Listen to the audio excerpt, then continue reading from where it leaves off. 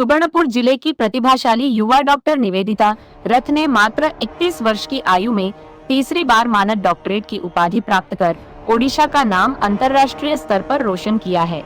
उन्हें अमेरिका के Washington digital विश्वविद्यालय द्वारा सामाजिक, प्रशासनिक और अंतर्राष्ट्रीय क्षेत्रों में उनके उत्कृष्ट योगदान के लिए यह सम्मान प्रदान किया गया। इस उपलब्धि के साथ वह कम उम्र में 3 बार मानद डॉक्टरेट हासिल करने वाली प्रदेश की पहली युवा महिला बन गई हैं। अपने गृह जिले पहुंचने पर विभिन्न सामाजिक संगठनों और स्थानीय लोगों ने उनका भव्य स्वागत किया।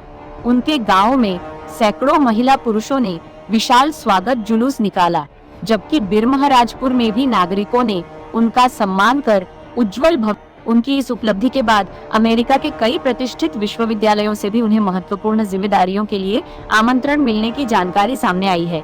डॉक्टर निवेदिता रथ ने अपनी इस सफलता का श्रेय ओडिशा और सुवर्णपुर जिले के लोगों को दिया। रिपोर्ट संजय कुमार साहू।